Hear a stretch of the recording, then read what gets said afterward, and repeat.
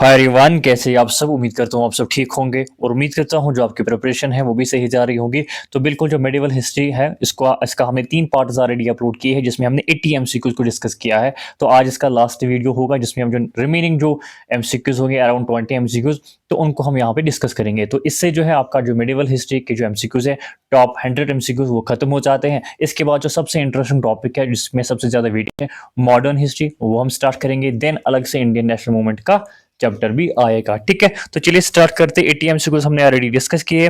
Now it is next जो सवाल है आज का वो है पहला सवाल, which land revenue system was introduced during Akbar's reign that assess revenue based on the average produce of different crops over 10 years। बताओ, अकबर ने एक रेवेन्यू सेटलमेंट जो है इंट्रोड्यूस किया था जिसका ये मकसद था कि जो average produce of different crops हैं ओवर द पास्ट 10 ईयर उसको हम कैलकुलेट करके एक रेवेन्यू जो है कैलकुलेट करें। बताओ वो सिस्टम क्या कहलाता है। ये बेसिकली सवाल हमने पढ़ा था, इसका एक और नाम है वो हम इस एमसीक्यू के जरिए जानेंगे। बताओ, so it is option number ए जब्ती सिस्टम। ऑप्शन नंबर ए जब्ती system was introduced by Akbar. इसका मकसद था, इसको हम आईनी दैसाला सिस्टम भी कहते हैं जो हमने एमसीक्यूज के जरिए पढ़ा था। ठीक है, जब्ती सिस्टम को ही आईनी दैसाला सिस्टम कहा जाता है। अकबर के जो फाइनेंस मिनिस्टर राजा टोडरमाल उसने इसको इंट्रोड्यूस किया था। इसका मकसद था कि जो लैंड रेवेन्यू है उसको हम कैसे कैलकुलेट करें, जो पिछले 10 सालों में जो आपका प्रोड्यूस हुआ था, आपका जो वहां से कल्टीवेट होके आया था उसको हम कैलकुलेट करेंगे, उसका एवरेज प्राइस क्या है। तो इसी के बेस पे से शेयर जो है वो डिसाइड हुआ। इसमें इसके हिसाब से जो 1/3 होगा वो स्टेट रखेगा, स्टेट के पास शेयर जाएगा, और जो 2/3 होगा वो कल्टीवेटर्स का शेयर होगा, जिन्होंने उसको कल्टीवेटर्स शेयर। ठीक है, इसको क्या कहा जाता है, आने दे सारा सिस्टम। जब्ती सिस्टम किसने इंट्रोड्यूस किया, अकबर ने। कौन सा फाइनेंस मिनिस्टर था, राजा टोडरमल। ठीक है, next, under the Mughal revenue administration, who were the primary intermediaries responsible for collecting land revenue from the peasants? अब जो इंटरमीडिएट करते थे, मतलब कि जो रेवेन्यू को कलेक्ट करते थे, जो पीजेंट्स थे उनसे जो रेवेन्यू कलेक्ट करते थे और फिर मुगल्स को देते थे, रूलर्स को देते थे, उनको क्या कहा जाता था। मनसबदार, जमींदार, जागीरदार या सूबेदार। बताओ, उनको कहा जाता है जमींदार। जमींदार जो थे देवर एक्टिंग एज इंटरमीडिएटरी, मतलब जो पीजेंट होता था, यहां से आप देख सकते हैं कि between Mughal administration peasants, intermediate कौन करता था, जमींदार, एंड देन मुगल्स। मतलब these where the people who were intermediate between peasants and Mughals. ठीक है, मतलब पीजेंट से जो आप देख सकते हैं रेवेन्यू कलेक्ट करना फिर मुगल्स को देना, ये किन की जिम्मेदारी होती थी, जमींदार की जिम्मेदारी होती थी, collecting land revenue and forwarding it to the state. ठीक है, next, what was the primary purpose of Ain Dahsala system implemented during the Mughal era. अब जो ये सिस्टम इंट्रोड्यूस किया गया था इसका मकसद क्या था। बताओ, देखो मिलिट्री तक तो इसका कोई वास्ता था नहीं, जुडिशियल रिफॉर्म्स में तो इसका कोई वास्ता है नहीं, ट्रेड रेगुलेशन तो इसका कोई वास्ता है नहीं। तो आपने अभी देखा it was basically land revenue assessment. ठीक है, ताकि जो लैंड रेवेन्यू सिस्टम है इसको स्टैंडर्डाइज किया जाए, यही बेसिकली इस सिस्टम का मकसद था। आईन दैसाला सिस्टम जो राजा टोडरमाल ने इंट्रोड्यूस किया था, standardize land revenue assessment by considering average yield and prices over the 10 year period. ये भी सवाल आ सकता है कितने साल का जो इसमें कैलकुलेट होता था। इस was basically the 10 year period, पिछले पास्ट के जो 10 सालों में जो क्रॉप यील्ड हुआ था उसका एवरेज, उसके बेस पे इस रेवेन्यू को एसेस किया जाता था। Which Mughal era revenue assessment method involved crop sharing based on actual production, while the state's share was determined after the harvest? बताओ, यहाँ पे क्या है, क्रॉप शेयरिंग। क्रॉप शेयरिंग मतलब कि जो क्रॉप था जो आपने कल्टीवेट किया था उसको शेयर किया जाता था। यहाँ पे कोई रेवेन्यू नहीं था, मतलब इट वाज नॉट कैश के फॉर्म में नहीं होता था। बेसिकली जो क्रॉप आप हार्वेस्ट करते थे वही आप स्टेट के साथ शेयर करते थे, कोई रेशो होता था। तो उस सिस्टम का नाम क्या था, जब्त, बताई, या गला बख्शी जिसको कहा जाता है। बताओ, so it was option number B. Option number B बताए, या जो गला बख्शी जिसको कहा जाता है, गाला बख्शी, यही इसका नाम था, जिसमें कि क्या होता था, जो क्रॉप शेयरिंग बेस्ड होता था, क्रॉप शेयरिंग होता था एक्चुअल प्रोडक्शन में, जो आपने प्रोड्यूस किया उसी में बेसिकली शेयर होता था स्टेट और आपके दरमियान, ठीक है। The state divided between the cultivator and the state typically in predetermined ratio. This method was particularly using in the region जहाँ पे लैंड मेजरमेंट करना बहुत चैलेंज होता था, ठीक है। एंड तभी वहाँ पे जो है क्रॉप यील्ड्स वहाँ पे फ्लक्चुएट होते थे। फिर क्या किया जाता, जितना आपका क्रॉप कल्टीवेट हुआ उसी हिसाब से आप स्टेट के साथ जो रेवेन्यू है उसको शेयर करेंगे, मतलब जो क्रॉप है वो शेयर करेंगे, ठीक है। तो इट वॉज नॉट इन, ये नॉट इन कैश फॉर्म में नहीं होता था। That is the main point here, that is the reason यहाँ पे क्रॉप शेयरिंग लिखा गया है। Next, which temple in Gujarat was famously attacked by Mahmud of Ghazni in 1025 AD? बताओ, गुजरात की एक पॉपुलर टेम्पल है जिसको महमूद ऑफ गजनी ने अटैक किया था 1025 एडी में, बताओ। So it was Somnath temple, काफी इंपॉर्टेंट है। कहां पे है ये? गुजरात में है। किसने इसको अटैक किया? महमूद गजनी ने। कब अटैक किया था? 1025 एडी में, ठीक है। How many times did Mahmud of Ghazni invade the Indian subcontinent during his reign?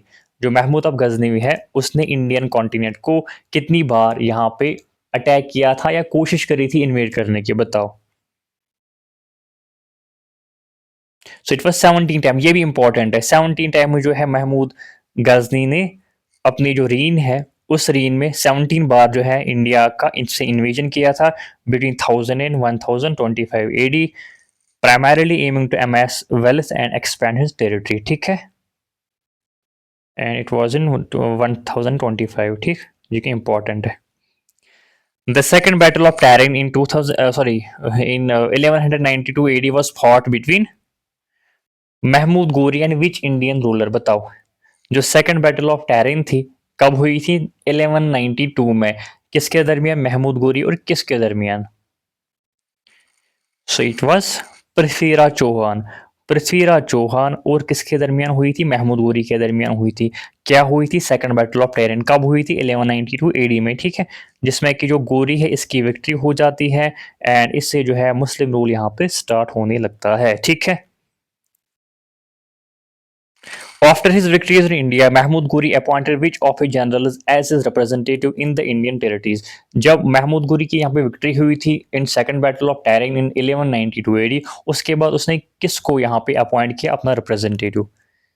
Qutubuddin Aibak, Iltutmish या बाल बने अलाउद्दीन खिलजी, बताओ। So it was Qutbuddin Aibak, जैसा कि आपने पढ़ा था दिल्ली सल्तनत में। Qutbuddin Aibak was the one जिसको किसने अपॉइंट किया था? महमूद गोरी ने अपॉइंट किया था। और फिर यही कुतुबुद्दीन ऐबक यहाँ पे जो है दिल्ली सल्तनत का फाउंडर बन जाता है। दिल्ली सल्तनत यहाँ पे स्टार्ट होती है, ठीक है। In which year did Taimur, the Central Asian conqueror, invade Delhi, leading to widespread devastation? किस साल में जो तैमूर थे जो सेंट्रल एशिया से आए थे उसने दिल्ली को इन्वेड किया, बताओ। तो इट वाज 1398। 1398 में तैमूर जो होता है, जो ये सेंट्रल एशिया से आता है, दिल्ली को कंकर करता है, जिससे कि हमें बहुत तबाही होती है, causing massive destruction and weakening the Delhi Sultanate, which led to the period of instability in the region, ठीक है। Which of the following is an example of Indo-Islamic architecture built during the Delhi Sultanate period? Delhi Sultanate period में कौन सा ऐसा architecture है जो example है Indo Islamic का, ठीक है। Qutub Minar, Brihadeeswara temple, sun temple at Konark, shore temple at Mahabalipuram, बताओ। So it is basically Qutub Minar. Qutub Minar कहाँ पे? दिल्ली में है। यही एक प्राइम एग्जांपल है इंडो इस्लामिक आर्किटेक्चर में, जो कि टॉलेस्ट ब्रिक मिनारेट है in the world and showcases the architecture style of that era. किसने बनाया था? कुतुबुद्दीन ऐबक, ठीक है जी। Next, which structure built during the Delhi Sultanate is known as the first building in India to feature a true arch, बताओ। बताओ, काफी इंपॉर्टेंट है, जिसमें कि ट्रू आर्च है। पहली बिल्डिंग जो बिल्ड हुई थी दिल्ली सल्तनत में।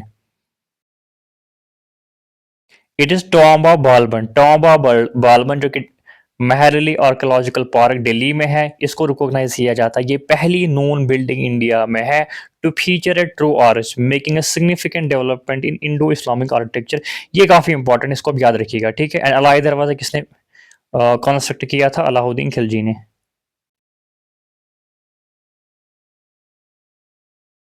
ठीक है जी। Which temple in Hampi is known for its stone chariot, a distinct feature of Vijayanagara architecture? बताओ कौन सी टेम्पल हम्पी में है जो एक स्टोन चैरियट की वजह से एक मशहूर है, जो कि विजयनगरा स्ट्रक्चर का एक डिस्टिंक्टिव फीचर हुआ करता था। ये भी काफी इंपॉर्टेंट है। इट इज बेसिकली विटाला टेम्पल या विताला टेम्पल, जो कि कहाँ पे है? हम्पी में है। किस लिए पॉपुलर है? स्टोन चैरियट के लिए पॉपुलर है। एंड इसमें जो श्राइन है that is dedicated Garuda. And iconic, ये जो चैरियट है it is an iconic example of architecture innovation जो विजयनगरा एम्पायर में हुई थी, ठीक है। Next, what is prominent feature of Vijayanagara temple architect? बताओ what is the prominent feature of Vijayanagara temple architecture? Primarily particularly seen in जो विरूपाक्षा टेम्पल जो है, इसमें कौन सा ऐसा प्रोमिनेंट फीचर है? बताओ। So it is basically Raya Gopuram. It is basically the prominent feature of Vijayanagara temple architecture, जो किस में particularly सीन किया जाता है? विरूपाक्षा टेम्पल में, ठीक है। आप देख सकते हैं ये मोन्यूमेंटल एंट्रेंस टावर होता है जो कि टिपिकल है विजयनगरा आर्किटेक्चर का। अब यहाँ पे एक सवाल आता है, जो नॉर्थ इंडिया है इसमें जो टेम्पल आर्किटेक्चर होता है जनरली जो नागारा स्टाइल होता है, ठीक है। ठीक है, आप ये नोट करेंगे। और जो साउथ इंडिया होता है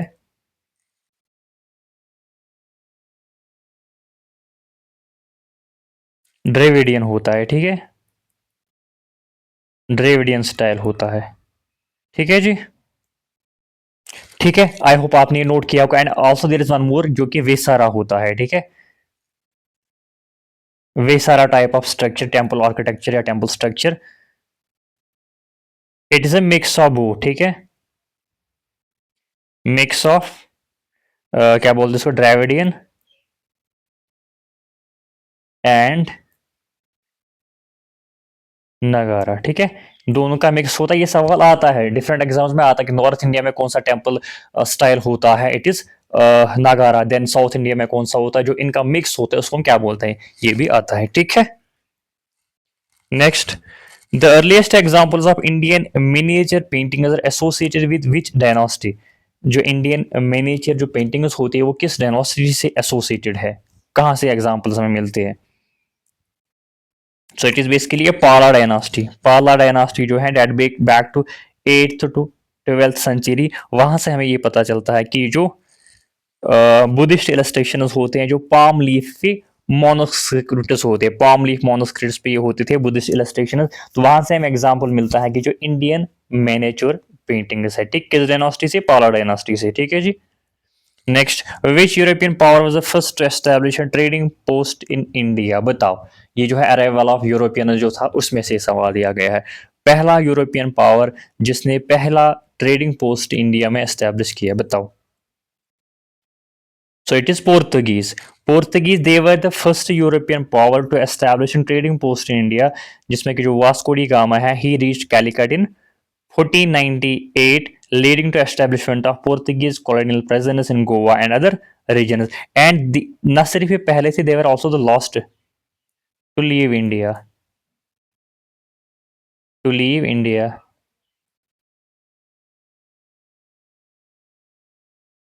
सवाल ये भी आ सकता है, which European power was the last to leave India? It was Portuguese and they were also the first to enter India to establish trading post in India, ठीक है।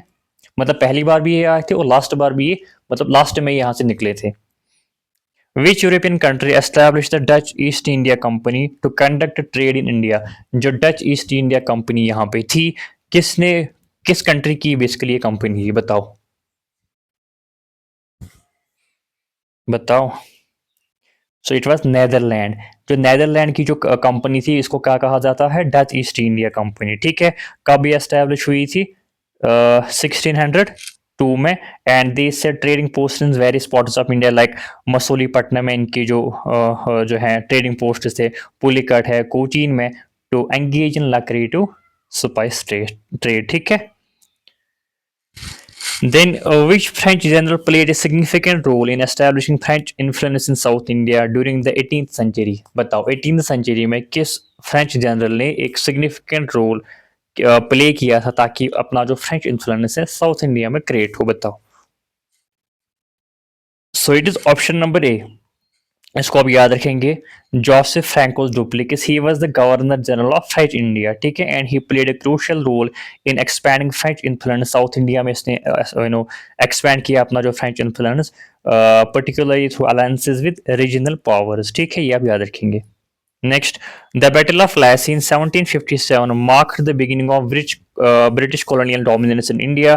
Which regional power did the British East India Company defeat in this battle? जो Battle of Plassey थी, मैंने आपको बोला था 1757 में हुई थी, किन के दरमियान हुई थी, बताओ। So it was कब हुई थी ये? 1757 में। 1757 में किसके दरमियान हुई थी? Between British east India company, जिसको कौन लीड कर रहा था? Robert Clive. एंड यहाँ से कौन था? Nawab Bengal. So option number B, option number B will be the right answer. यहाँ से नवाब बंगाल था, जिसका नाम क्या था? सिराजुद्दौला। सो इससे जो है यहाँ पे जो ब्रिटिश इन्फ्लुएंस का जो फाउंडेशन है वो यहाँ पे स्टार्ट हुई, ठीक है। Which treaty ended the Third Carnatic War and recognized British dominance over French territories in India? कितने कॉर्नेटिक वॉर हुए थे? 3 कॉर्नेटिक वॉर हुए थे। अब जो थर्ड कॉर्नेटिक वॉर था वो किस ट्रीटी से एंड हुआ था, बताओ बताओ। So it is treaty of Paris. Treaty of Paris 1763 में ये ट्रीटी मतलब इम्प्लीमेंट हो गई, जिससे कि क्या हुआ, जो 7 ईयर्स वॉर था, ट्रीटी ऑफ पेरिस जो 7 ईयर्स वॉर था, जिसको हम क्या बोलते हैं? थर्ड कॉर्नेटिक वॉर, ठीक है। और इसी वॉर को हम क्या कहा जाता है? इसको वेंडी वॉश वॉर, ठीक है। And known in India as a third Carnatic war. इस जो ट्रीटी है इससे has significant implications for colonial powers in India, particularly between Britain, France and India, ठीक है। तो इसमें आप ये चीज याद रखेंगे, आप थोड़ा नोट करेंगे, यहाँ पे कॉर्नेटिक वॉर्स 3 हुए थे। पहला जो कॉर्नेटिक वॉर था, first Carnatic war, first Carnatic war ये किस ट्रीटी से एंड हुआ था? It was ended with treaty of Aix-la-Chapelle, या चैपल भी इसको बोलते हैं, ट्रीटी, ठीक है। पहला जो कार्नेटिक वॉर था ये किस ट्रीटी से एंड हुआ था? एक्सला चैपल ट्रीटी, ठीक है। Then we have second Carnatic war. Second Carnatic war ये आप नोट करेंगे, ठीक है। ये किस ट्रीटी से एंड हुआ था? एंडेड विद ट्रीटी ऑफ क्या बोलते हैं इसको? पौंडीचेरी, ठीक है। ट्रीटी ऑफ पौंडीचेरी ये भी आप नोट करेंगे, ठीक। अब जो थर्ड कॉर्नेटिक वॉर था जिसका हम अभी पढ़ रहे थे, थर्ड कॉर्नेटिक वॉर जो था, it ended with treaty of Paris, ठीक है। और इसी वार को हम क्या बोलते हैं? 7 ईयर वार। एंड इसी वार को हम बोलते हैं वेंडी वॉश वार, ठीक है। तो ये तीनों के तीनों पॉइंट्स आप नोट करेंगे। देन लास्ट जो सवाल हमारा है, which Mughal empress was known for her significant political influence issuing imperial orders, फरमान जिनको हम कहा जाता है, and have coins struck in her name. कहने का मतलब है एक मुगल एम्प्रेस थी जिसका पॉलिटिकल इन्फ्लुएंस बहुत ज़्यादा था, वो फरमान भी इशू करती थी, उसके नाम पे कॉइन्स भी होते थे, उसका नाम आपको बताना है। So it was Nur Jahan. Nur Jahan जो कि एम्परर जहांगीर की जो है वाइफ थी, वो एक प्रोमिनेंट मुगल एम्प्रेस थी जो इसका पॉलिटिकल एक्यूमेन था, पॉलिटिकल जो एडमिनिस्ट्रेशन थी उस पे इसका बिल्कुल दखल होता था। She was actually taking part in all the decision making of her, मतलब जो रूल होता था उसमें वो जो है डिसीजन मेकिंग में पार्टिसिपेट करती थी, govern with the husband Karine May issuing imperial orders and having coin struck in her name, symbolizing her authority, her leadership and administration. Sickles left a lasting impact of the Mughal Empire. ठीक कहने का मतलब है ये एक औरत थी जिसका बिल्कुल पॉलिटिकल इन्फ्लुएंस था, पॉलिटिकल जो एडमिनिस्ट्रेशन होती थी उसमें ये डिसीजन मेकिंग में पार्टिसिपेट करती थी। कौन? Nur Jahan. She was the wife of empire Jahangir. So that was the last question of this MCQ series जो हमने टॉप 100 एमसीक्यू डिस्कस किए थे। इसके बाद हम करेंगे जो इसकी जो पीडीएफ है वो टेलीग्राम चैनल पे शेयर कर दी जाएंगी एंड नेक्स्ट हमारा मॉडर्न हिस्ट्री का टॉपिक होगा। उस पर बिल्कुल एक इंटरेस्टिंग एमसीक्यूज होंगे जो प्रीवियस जो कम्पिटिटिव एग्जाम्स हैं उनमें वो पूछे जा चुके होंगे एंड उसके बाद जो इंडियन नेशनल मूवमेंट है उस पर हम अलग से एमसीक्यूज लाएंगे सो डैट कि आपको एक कंप्रहेंसिव यहाँ पे एमसीक्यू सीरीज कराई जाएंगी, कंप्रहेंसिव एमसीक्यूज आपको कराए जाएंगे। बिसाइड दिस जो हमारा फाउंडेशन बैच है इंग्लिश का वो भी चल रहा है, ए टू जेड कांट बैच, बहुत सारे वीडियोज उसमें हैं वो भी आप जाके देख सकते हैं। ठीक है, तो बिल्कुल जो इसमें जो मॉडर्न हिस्ट्री ज़्यादा फोकस रहेगा उसमें ज़्यादा सवाल होते हैं आपके एग्जाम में आने के। एंड अगर आप चैनल पर नए हैं तो चैनल को सब्सक्राइब कर सकते हैं आप और अपने दोस्तों के साथ भी इस वीडियो को शेयर कर सकते हैं। Thank you so much.